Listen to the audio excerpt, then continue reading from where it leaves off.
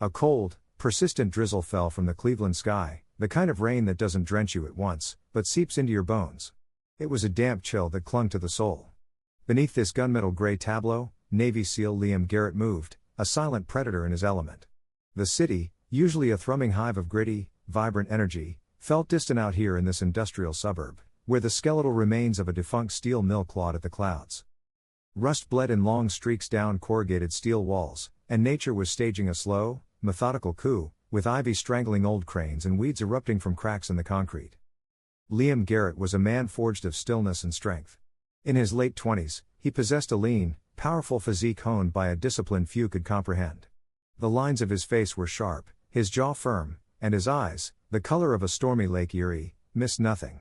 They swept the desolate landscape, not as a tourist, but as an operator assessing a battlefield. This was his downtime, his version of a day off, a chance to push his limits, to maintain the edge that separated life from death in his line of work. Loping beside him, moving with a frightening grace, was Zeus. The German shepherd was more than a dog, he was an extension of Liam's will, a partner bound by training, trust, and a silent understanding that transcended language. Zeus's coat was a rich black and tan, his body a coiled spring of muscle, and his intelligent eyes were always forward, mirroring his handler's focus. He was a creature of purpose. Every movement was economical and precise. Their route today was a self-designed training exercise, a multi-mile run over varied terrain, culminating in a patrol of this abandoned steel mill. It was a place where the ghosts of industry whispered on the wind, a perfect environment to practice stealth and observation. They approached a section of the mill that was supposed to be the most secure, an area designated for hazardous material storage decades ago. A 10-foot chain-link fence topped with drooping coils of barbed wire sagged between concrete posts. A faded, sun-bleached sign read, "Property of U.S. Government, no trespassing." Most people would see a decaying fence and move on. Liam saw a story. His eyes traced the fence line. Most of it was heavily corroded, the links fused with rust.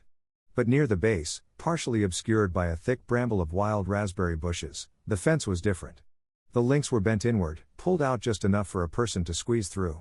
The metal at the bend points showed newer, brighter scars, a clean silver against the rotten orange-brown. It was recent. "Easy, boy," Liam murmured, his voice a low rumble that barely disturbed the air. Zeus, who had already paused, let out a low, nearly inaudible whine. His posture hadn't changed, but Liam felt the shift in tension, the subtle tightening of the dog's muscles. He trusted Zeus's instincts more than he trusted most people. They moved closer. Liam crouched, his fingers tracing the bent metal. There was no rust on the fresh breaks. A few weeks old, a month at most. He scanned the ground. The mud was a mess from the constant rain, but here, sheltered by the bushes, he saw the faint, overlapping impressions of boot prints. More than one person. He rose and followed the fence line, his boots making no sound on the damp earth. His gaze settled on a massive concrete wall that formed the back of an old warehouse. It was a solid, featureless slab, stained dark with moisture and moss. According to the old schematics he'd studied, this building was a fortified blast furnace base. The main doors had been welded shut and sealed 30 years ago. But Zeus wasn't interested in the sealed doors. The dog moved deliberately along the base of the wall, nose twitching, his tail low and rigid. He stopped abruptly, his body locking into a point, his focus lasered in on a thick curtain of kudzu. It was dense, ancient-looking, a solid wall of green. "What is it?" Liam whispered, resting a hand on Zeus's back. The dog was trembling with contained energy. He didn't bark, a habit trained out of him for stealth operations. Instead, he issued another soft whine, a sound of urgent discovery. Liam's eyes narrowed, scanning the wall of vines. It looked uniform, impenetrable, but Zeus was insistent. Liam trusted the dog. He began parting the thick, wet leaves. His gloved fingers met not hard, damp concrete, but empty space. His heart beat a slow, heavy rhythm. He pulled more of the kudzu away, revealing a dark, jagged opening. It was a gap about 3 feet high and just wide enough for a man to slip through. He ran his hand along the edges of the broken concrete.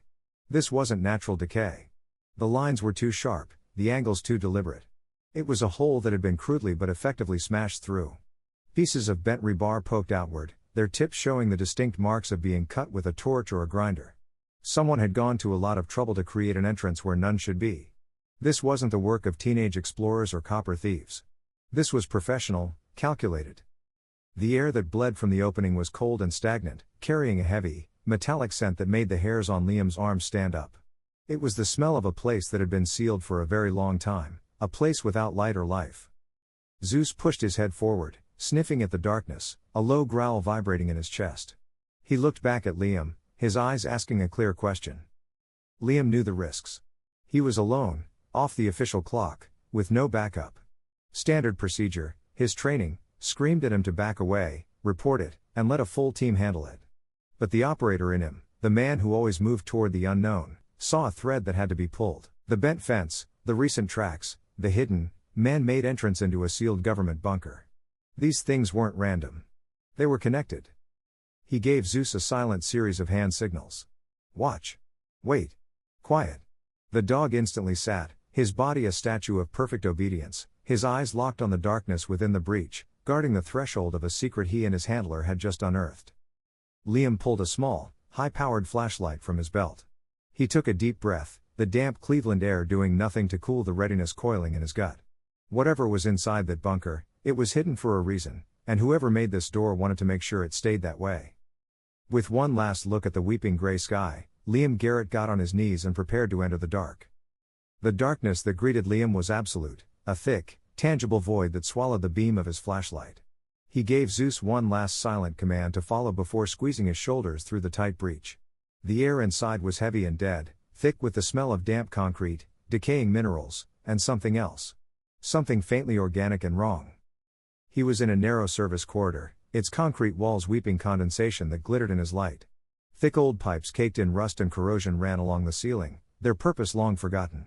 The silence was profound, broken only by the tick, tick, tick of dripping water somewhere in the distance, and the soft padding of Zeus's paws on the dusty floor. Liam moved with the practiced economy of a man who had navigated far more dangerous darknesses. He kept the flashlight beam low, a tight cone sweeping the path ahead, never letting it paint a wide, revealing arc. Zeus moved at his heel, a silent shadow, his senses a perfect supplement to Liam's own. The dog's occasional, almost silent snuffs of air were his way of confirming the path ahead was clear. The corridor opened into a much larger space. Liam swept his light across it, revealing a cavernous chamber. It was a junction, with several other tunnels branching off into blackness. In the center of the chamber, a wide channel of dark, still water disappeared into a large arched opening at the far end. He recognized it from the schematics, a forgotten loading dock, a relic from an older war that connected directly to the Cuyahoga River. This wasn't just a bunker. It was a hidden waterway, a ghost road into and out of the city, completely off the grid. His training took over, overriding any sense of unease. He analyzed the space not as an explorer, but as an operator. It was a perfect kill zone, isolated, soundproofed by tons of earth and concrete, multiple entry points for an ambush, and a deep-water channel for easy, traceless disposal. Whoever was using this place knew what they were doing. He noticed something else. While most of the floor was coated in a thick, uniform layer of dust, there were clear pathways leading from the entrance he'd used to one of the smaller tunnels. The dust was disturbed, scuffed by footwear, and the tracks weren't old.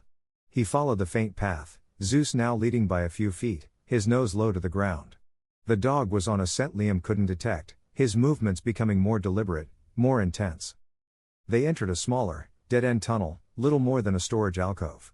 It terminated in a rough wall of earth where an old excavation had been abandoned. Zeus stopped. He stood perfectly still, his gaze locked on a patch of loose dirt and gravel at the base of the earth wall. The ground here was different, darker. The soil was less compacted than the surrounding area. A low growl, more a vibration than a sound, emanated from deep in the dog's chest. Easy, Liam breathed, placing a hand on Zeus's neck. The dog's muscles were rigid. Liam knelt, his flashlight beam focused on the spot. He saw it immediately. It was a shallow depression, crudely disguised with a few scattered rocks. A grave. His blood ran cold, but his mind remained sharp, analytical. He saw no signs of a struggle, no scratch marks on the walls, no glint of shell casings on the floor. It was clean, too clean. This was an execution. He pulled off one of his gloves. The air was cold, but the soil here felt different to the touch. Looser. Using a flat piece of broken concrete as a makeshift tool, he began to carefully scrape away the top layer of dirt. It didn't take long. First, the edge of a rotting piece of cloth. Then, pale and stark against the dark earth, the curve of a bone. He worked faster, a grim certainty settling in his gut. He uncovered a human skeleton, curled on its side. The clothes were decayed, but clearly modern, the remains of a suit jacket and trousers. The victim hadn't been here for decades. This was a matter of months, maybe a year or two at most. He shined the light on the skull. There, just behind the right ear, was a small, perfectly round hole. A single gunshot.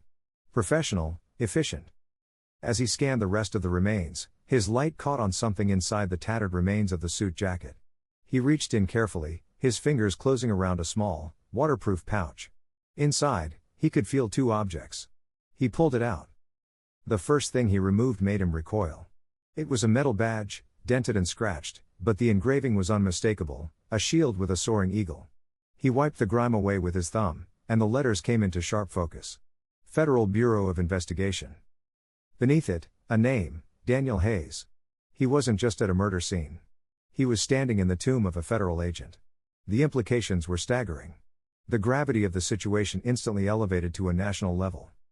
He pulled the second item from the pouch. It was a slim external hard drive. The waterproof bag had done its job. The device looked intact. This wasn't just a random murder. Agent Hayes was here because he was investigating something. And whatever it was almost certainly stored on this small, black rectangle in his hand.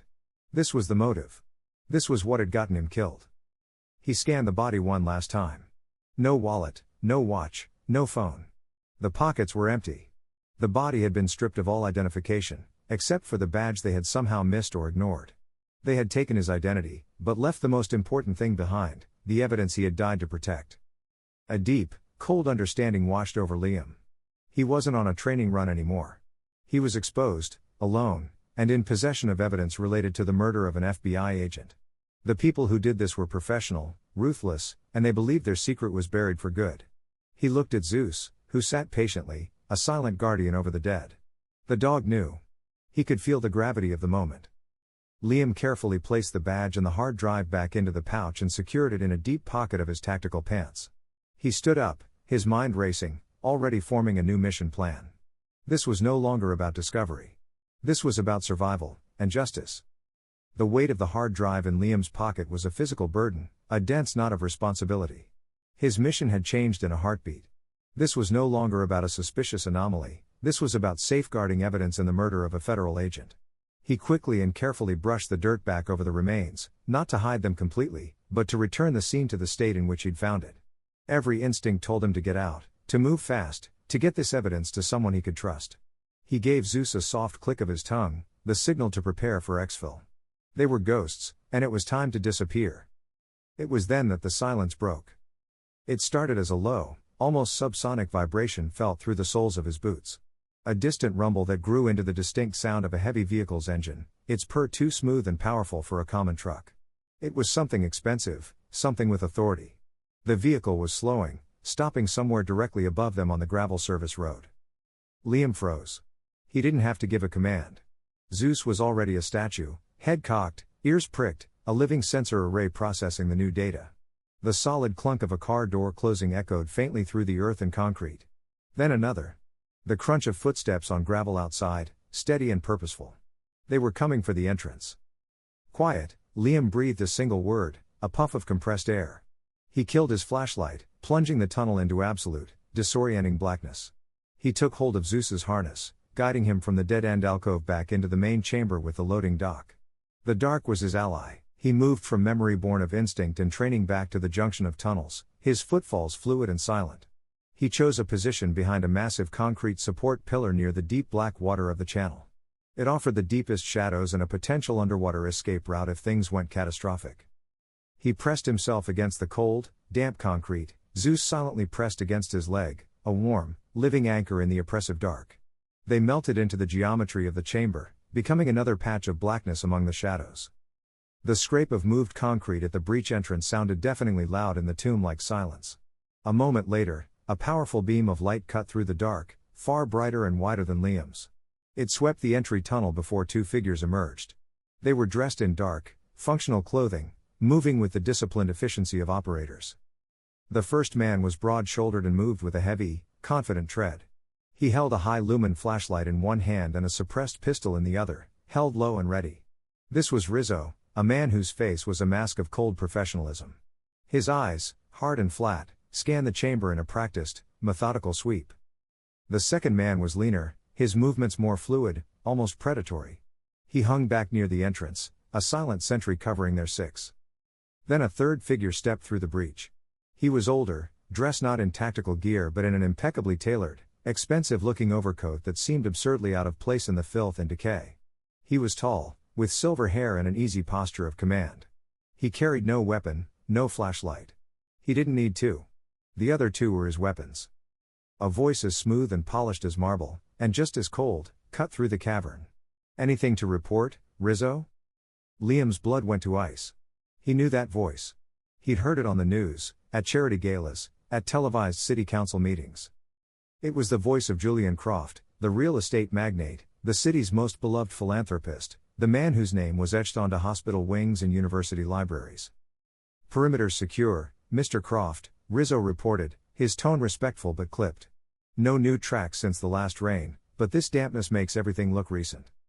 "Recent isn't the same as old, Rizzo," Croft replied, his voice echoing slightly in the vast space. The calm, cultured tone was a horrifying contrast to their location. "That newspaper article about the college kids exploring the old mills has me concerned. An abundance of caution is never a weakness. Small risks can topple empires." So that was it. A random news story had triggered a murderer's paranoia. Their arrival wasn't a coincidence. It was a security check. Croft took a few steps into the room, his expensive leather shoes making soft sounds on the dusty floor. He surveyed the space as if inspecting a property he owned, his gaze lingering for a moment on the dark water of the loading channel. "Let's make sure our investment is still resting peacefully," Croft said, the words utterly devoid of emotion.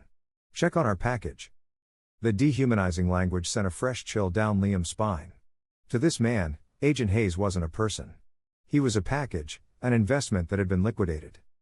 Rizzo nodded, his light cutting a sharp path toward the smaller tunnel, the one that led directly to the grave.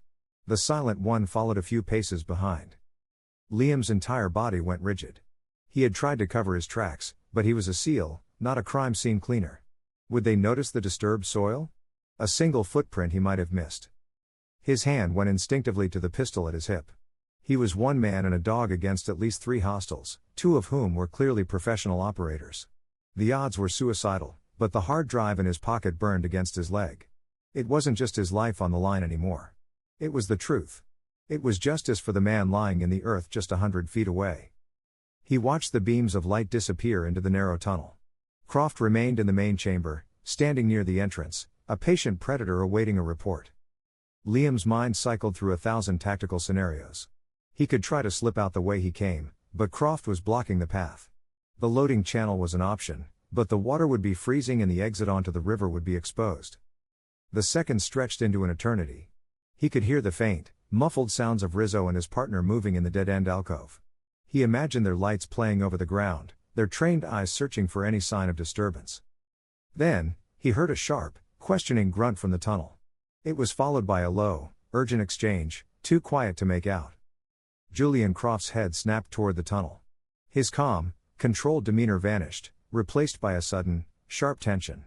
"Rizzo," he called out, his voice no longer smooth, but hard and sharp as broken glass. "Report." Liam held his breath. He was caught between a dead agent and the man who put him there. And they knew. They knew someone had been here. The voice that echoed back from the dead-end tunnel was low and controlled, but laced with a cold fury that sliced through the cavern air. It was Rizzo. "The ground's been disturbed, sir. Recently. And the pouch, it's empty." For a long moment, the only sound was the steady drip of water. The silence from Julian Croft was more terrifying than any scream. When he finally spoke, his voice was a lash, the veneer of civility stripped away to reveal the raw, brutal predator beneath. "Find him. Seal the exit. No one leaves this place alive." The order was absolute. Instantly, the dynamic shifted from a cautious security check to a lethal hunt. The lean operator, who had been guarding the entrance, produced a compact submachine gun, its silhouette a black slash in his flashlight beam. He took up a new position, covering the only known way out. Rizzo emerged from the alcove, his pistol now held high in a two-handed grip, his light sweeping the room in a relentless, disciplined pattern. Liam pressed himself deeper into the shadow of the concrete pillar, his heart a slow, powerful drum against his ribs. Panic was a luxury he couldn't afford. This is just another op, he told himself, the most unexpected one of my life. Hostiles are pro, environment is hostile, objective is survival. He placed a hand on Zeus's back, a slight, steady pressure. Stay. The dog didn't move a muscle, but Liam could feel the low, resonant growl building in his chest, a sound of contained aggression. Rizzo and the other operator began a systematic sweep. They moved like a well-oiled machine, using overlapping fields of fire, communicating in clipped grunts and sharp hand signals. They cleared the open spaces first, their powerful lights cutting through the blackness, leaving no shadow uninspected. They were working their way, section by section, toward Liam's position. He knew he had minutes, maybe less, before the concrete pillar stopped being cover and became a corner he was trapped in. His eyes darted around the room, his mind processing the tactical geometry of the space. The entrance was a death trap. The other tunnels were unknown variables, likely leading to more dead ends. That left the loading channel. The water. It was the last resort. The shock of the freezing water, the unknown depth, the exposed exit onto the river, the chances of survival were slim. But as Rizzo's light played over a pillar just 20 feet from his own, Liam knew his time was running out. It was Zeus who saved them. As the beams drew closer, Liam felt a faint, almost imperceptible current of air on his cheek. It was a draft, cool and fresh. It wasn't coming from the entrance or the other tunnels. It was coming from above. He risked a glance upward, following the line of the massive concrete pillar. High above, near the vaulted ceiling, some 40 feet up, he saw it, a dark square against the dark concrete, almost invisible. It was a ventilation grill, part of the bunker's old circulation system. It was his only chance. Getting to it was next to impossible.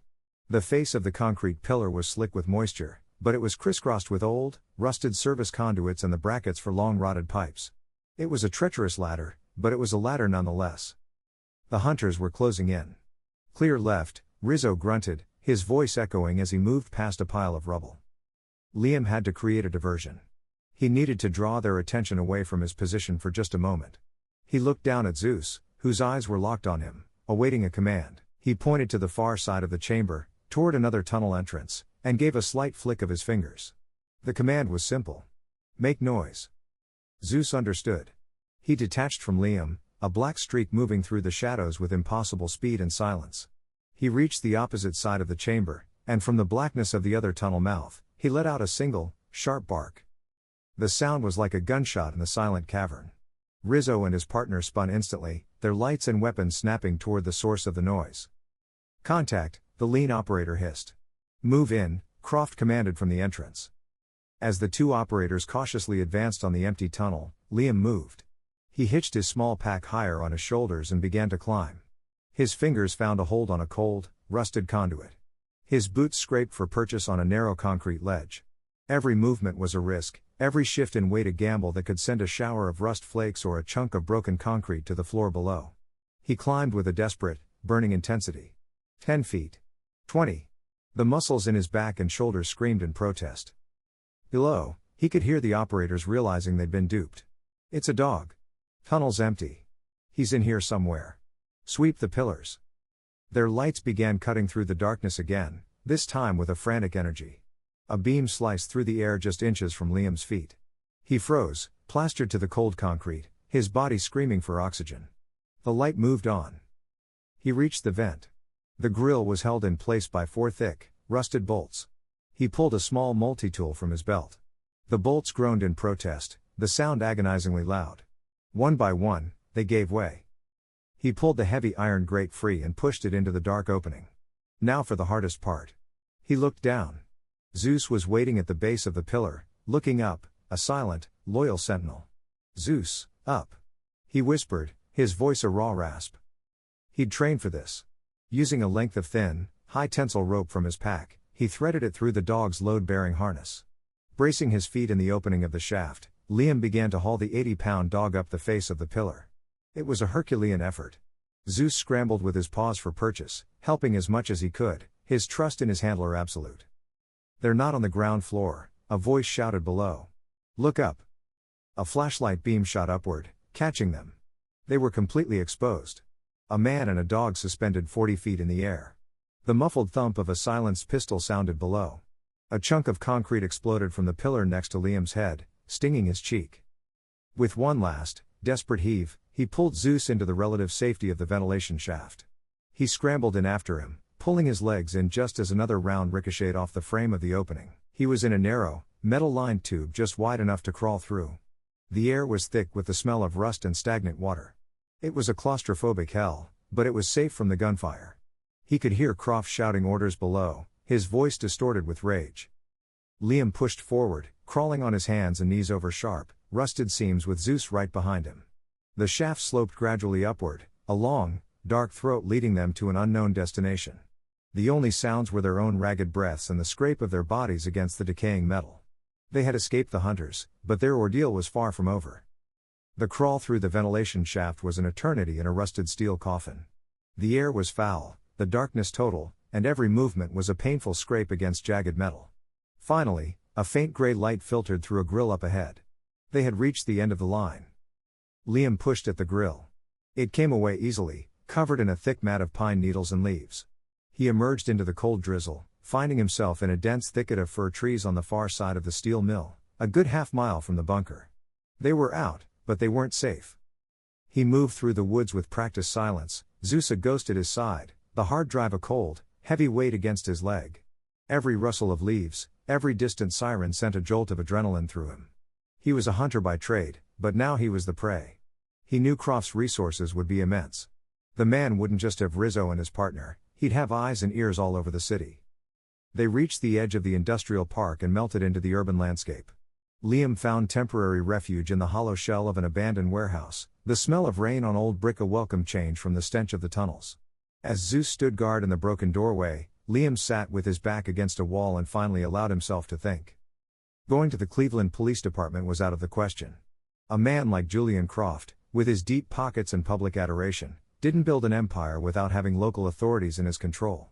Walking into a police station could be a death sentence, a direct handover to the enemy. The FBI field office was the logical choice, but it was still a gamble. Croft's corruption was clearly sophisticated. Who knew how deep it went? He could hand the evidence to an agent on Croft's payroll, and his life, along with the truth, would be extinguished in a heartbeat. He was on his own, an unofficial operator with evidence of a federal crime being hunted by a powerful man who controlled the city. He needed an ally. Not a uniform, not a badge, but someone with a personal stake in this. Someone who would fight for the man in that shallow grave. He needed family. He left the warehouse and moved through the city's back alleys, keeping his head low. He found a small, no-name electronics store and paid cash for a cheap burner phone. In the relative anonymity of a bustling downtown coffee shop, he connected to the public Wi-Fi. His fingers, still raw and grimy from the crawl, flew across the small screen. He searched for FBI agent Daniel Hayes Cleveland. The results were sparse and cold. A few minor articles from over a year ago, noting that a federal agent had gone missing during an ongoing investigation. The official story was thin, suggesting he might have gone deep undercover or met with an accident. There was no mention of foul play. The case had gone cold, buried under a mountain of official silence. He dug deeper, searching public records, social media tributes, anything that might give him a lead.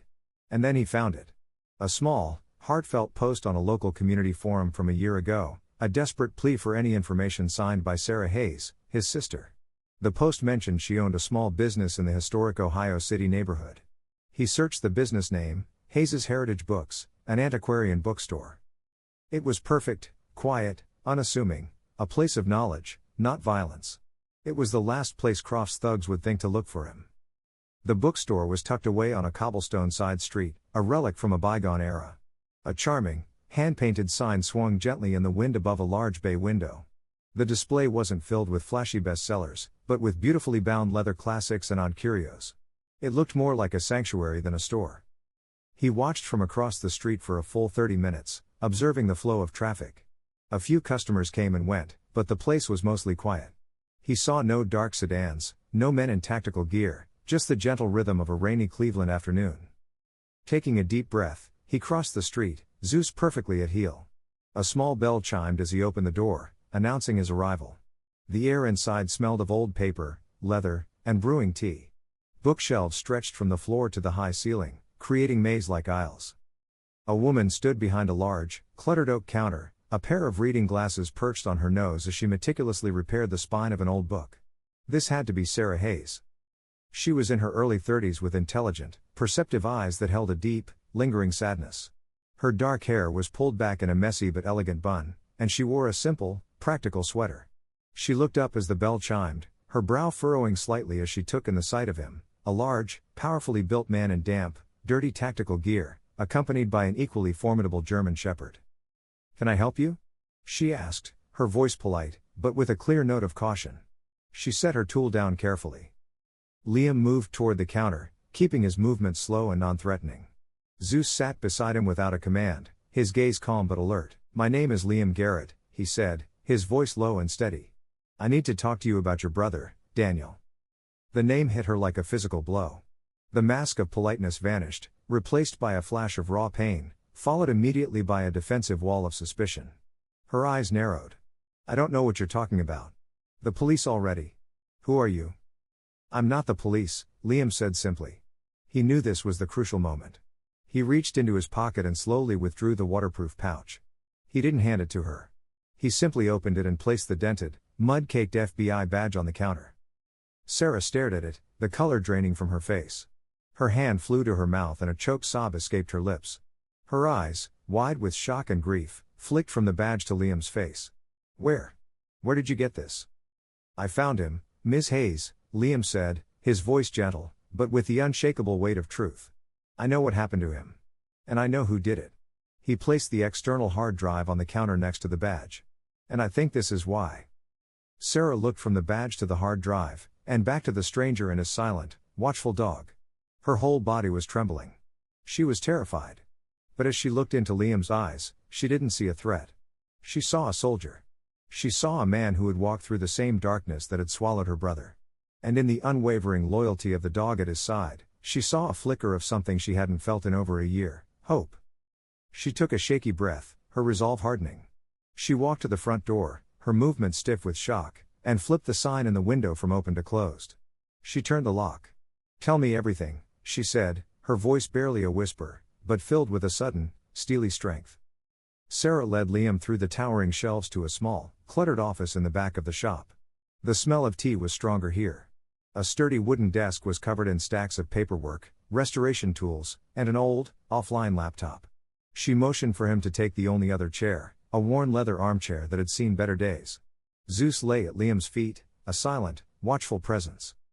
Sarah's hands were still trembling, but her eyes, though filled with a deep and fresh grief, were clear and focused. She sat in her desk chair, her gaze fixed on her brother's tarnished badge. "He told me he was on to something big," she began, her voice a low, pained whisper. "He never gave me details. He couldn't. But he said it was rot, a corruption that went to the very top of the city's power structure. He only mentioned Julian Croft's name once, in passing. He said Croft wasn't a philanthropist, he was a predator masquerading as a savior." She looked up at Liam, her expression pleading for understanding. Daniel was careful, meticulous. The Bureau had officially warned him off the case, citing a lack of credible evidence. They told him to drop it, but he wouldn't. He couldn't. He said if he didn't stop Croft, no one would. Liam listened, his face unreadable, but his mind was connecting the pieces. A lone agent, defying orders to pursue a dangerous truth. It was a story he understood all too well. He was investigating Croft for massive land fraud, Sarah continued, her voice gaining strength. Using shell corporations to buy up protected wetlands and industrial zones on the cheap, then using his political influence to have them rezoned for luxury developments. The money laundering was how he cleaned the profits. Daniel said the scheme was worth hundreds of millions.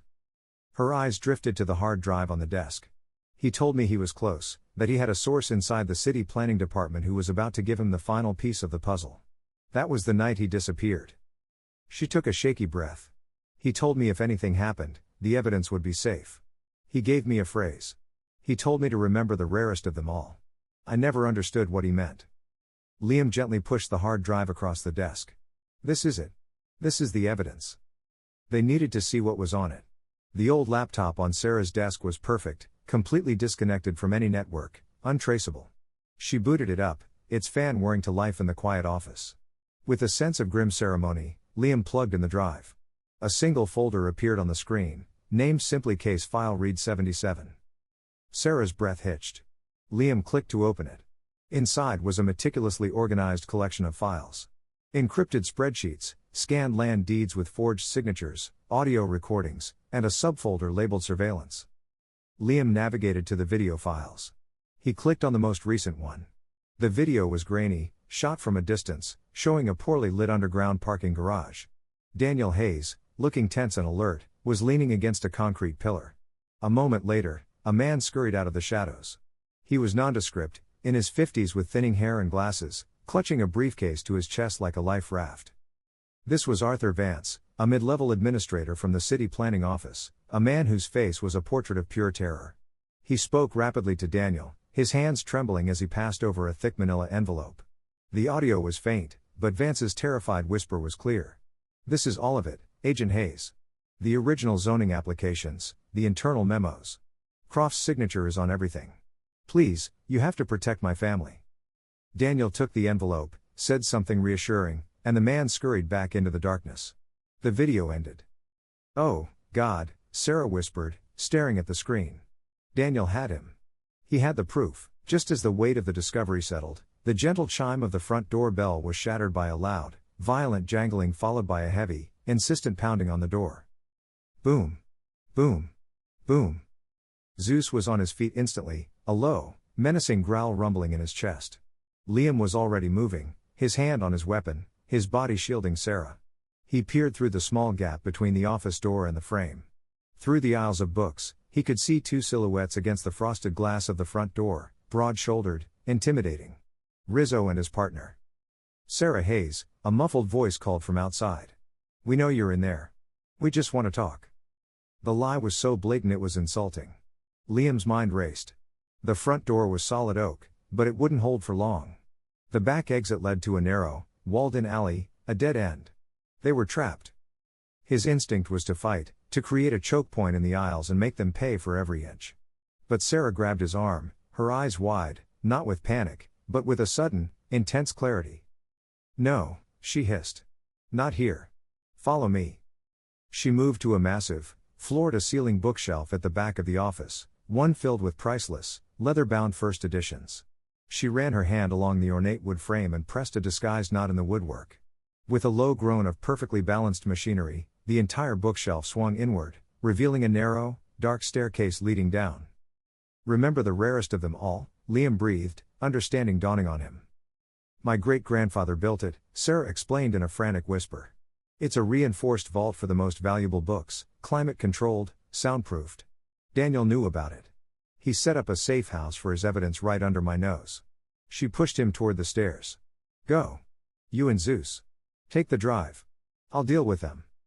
Liam hesitated. "I'm not leaving you." "You have to," she insisted, her voice trembling, but firm. "They're looking for you. They don't know what I know. I'm just a bookseller. I can bluff. I can delay them, buy you time. It's the only way the evidence survives. It's the only way Daniel's death means something. Please." He saw the steel in her eyes, the raw courage of a woman with nothing left to lose.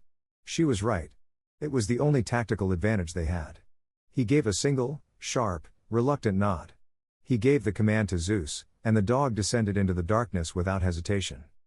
Liam followed, turning for one last look at the top of the stairs. "Lock it from the inside," Sarah said, pointing to a heavy steel bar on the interior face of the bookshelf door. "Don't open it for anyone but me." The pounding on the front door was getting louder. The wood was beginning to splinter.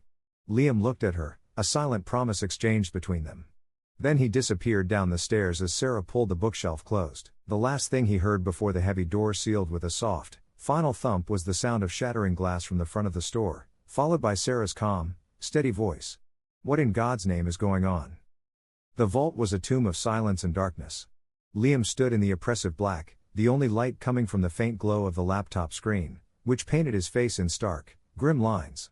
Above, the sounds of the search were a muffled, terrifying symphony, the thud of heavy footsteps, the sharp, questioning barks of Rizzo's voice, and Sarah's voice, a steady, calm river flowing back against a menacing tide. "I told you, I haven't seen anyone," she was saying. Liam could hear the tremor she was fighting to conceal. "A young man came in earlier asking about a rare book, but he left over an hour ago." "We'll be the judge of that," Rizzo's voice snarled, "closer now, near the office. Search everywhere. Every closet, every corner." Liam's hand rested on the hard drive. Every tactical instinct, every nerve in his training, screamed at him to stay put. He was the guardian of this evidence. The mission was to protect it, to get it out, to ensure Daniel Hayes' sacrifice wasn't in vain. But he was also the protector of the woman above, the innocent civilian who had thrown herself between him and the wolves. He heard the sound of furniture being shifted, the angry crash of a stack of books being swept to the floor. Zeus stood beside him, a statue of coiled tension, the fur on his neck raised. The dog could sense the escalating violence above them. Then, a new sound cut through the chaos. The chime of the front door followed by its solid, authoritative close. The footsteps that followed were not the heavy, aggressive tread of the operators. They were steady, confident, and utterly cold. A new voice filled the space, one Liam recognized with a sickening jolt. Julian Croft. "Sarah, my dear," Croft said, his tone a silken threat. "What a lovely little shop. So full of history. It would be a shame if something were to happen to it." Liam moved to the base of the stairs, pressing his ear against the thick, wood-paneled steel of the bookshelf door. The soundproofing was good, but Croft's voice, dripping with venomous authority, bled through. "Mr. Croft," Sarah's voice was ice. "Your associates just broke down my door. You have 5 seconds to leave before I scream loud enough for the whole street to hear." A low, humorless chuckle. "Brave. Just like your brother.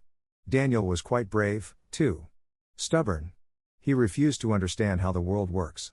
A fatal miscalculation." The direct reference to her murdered brother was a calculated cruelty designed to break her. But Sarah's voice, when it came, was like ice. "Get out." "I'm afraid I can't do that," Croft said, his voice losing its charm, hardening into something ugly and raw. "Not until my people find what was taken from my property. You see, a young man was seen entering your establishment, a man with a military bearing. He has something of mine, and I have a feeling you know exactly where he is." There was a pause. Liam could picture the scene. Croft, the smiling viper, flanked by his 2 thugs, and Sarah standing alone amidst the wreckage of her quiet sanctuary. "And what if I don't tell you?" she challenged. "Then we will take your little shop apart, piece by piece, until we find him," Croft's voice dropped to a venomous whisper. "And after that, my dear Sarah, we will take you apart, just like we did your brother." That was it. The line had been crossed. In that moment, Liam's mission parameters shifted. Protecting the evidence meant nothing if the last decent person he'd met died for it. His training told him to remain a ghost, to wait for an opening. His conscience told him to become a storm. He made his decision. He looked down at Zeus, placing a hand on the dog's head. He gave a silent command. "Guard. Stay." Zeus whined softly but obeyed, sitting at the base of the stairs, a loyal protector of the vault's entrance. Liam moved to the back of the small vault. He'd noticed a small, grated opening earlier, part of the climate control system. It led to the narrow, walled-in alley behind the store. It was too small for him to fit through, but it was a conduit to the world outside. He slid the grill open, grabbed a thick, leather-bound volume of Shakespeare, the heaviest book he could find, and hurled it through the opening. It struck a metal dumpster in the alley with a deafening clang. "What was that?" Rizzo shouted above. "The back alley," the other operator said. "He's making a run for it." "Go. Both of you," Croft ordered. "Box him in." Liam heard their heavy footfalls pounding toward the back of the shop. This was his chance. A few precious seconds. He sprinted up the stairs, slid the heavy locking bar on the bookshelf, and burst into the office. He moved through the ransacked store, a blur of controlled motion. Croft was standing in the main aisle, his back to him, facing the front door, confident that his prey was cornered out back. Liam didn't hesitate. He stormed past him, burst through the front door, and onto the rainy cobblestone street. "Julian Croft." He roared, his voice a shockwave that shattered the afternoon's quiet. He held the hard drive high in the air for all to see. The people on the street, a woman with an umbrella, a couple looking in a shop window, a delivery driver, all froze, their heads snapping toward the commotion. "This man is a murderer," Liam bellowed, pointing a trembling, accusatory finger at the stunned face of Croft, who had spun around in disbelief. "He murdered FBI agent Daniel Hayes. The proof is right here." For a heartbeat, the world seemed to hold its breath. Croft's face, a mask of civilized grace moments before, contorted into a snarl of pure fury. "Kill him," he hissed just as Rizzo and his partner stormed back into the shop. But it was too late. The scene had drawn too much attention. And then, fate intervened. A black sedan, followed by another, was gliding down the adjacent main street. They were part of a small, official-looking motorcade. As Liam's shouts echoed down the block, the lead car slowed, its occupants clearly observing the extraordinary scene. The back door of the lead car opened.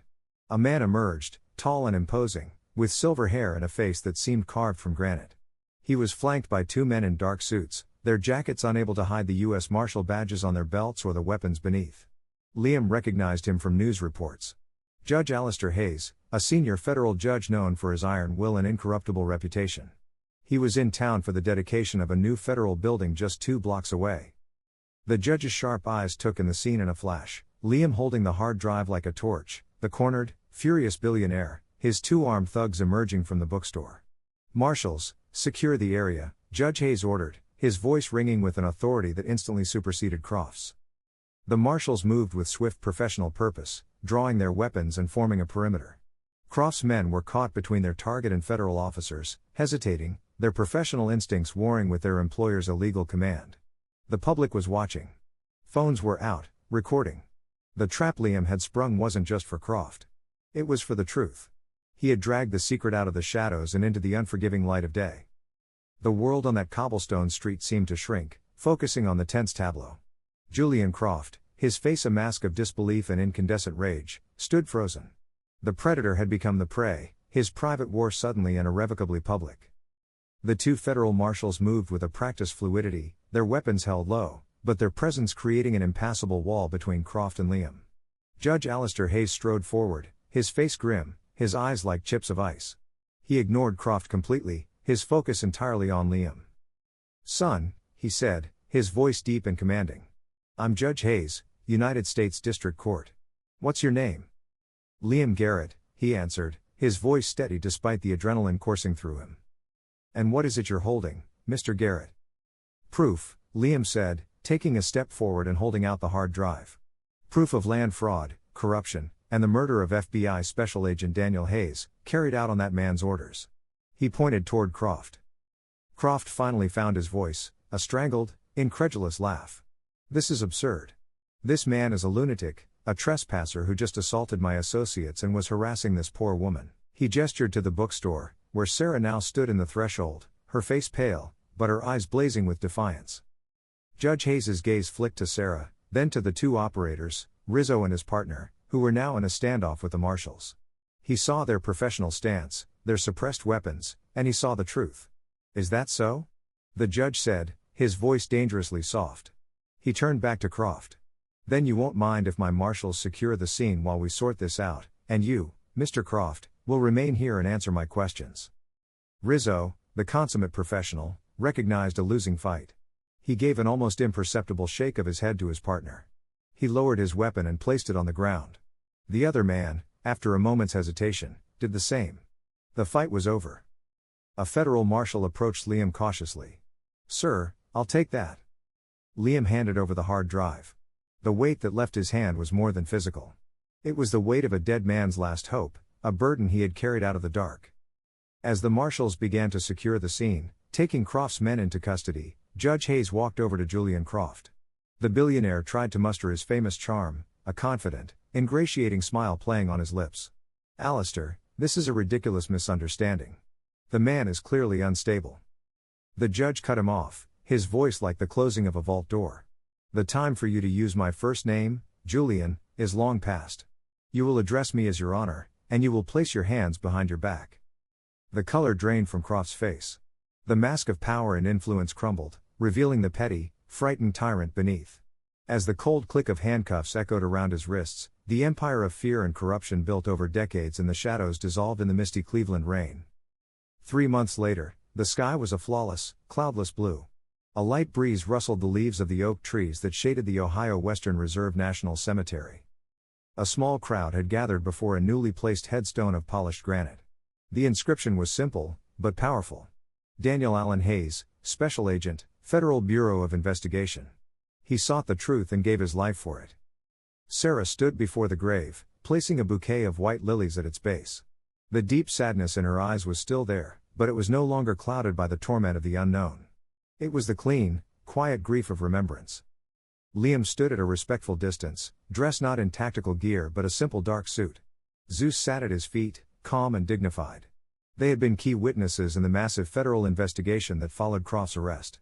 The data on the hard drive had been a digital bombshell, implicating dozens of city officials and business leaders. The city of Cleveland was in the midst of a painful but necessary cleansing. Croft and his inner circle, including Rizzo, were facing life sentences in federal prison. After the small ceremony concluded and the crowd dispersed, Liam walked over to Sarah. "He would have been proud of you," Liam said quietly. Sarah managed a small, sad smile. "He would have been proud of you, Liam. You did what the entire bureau couldn't. You brought him home."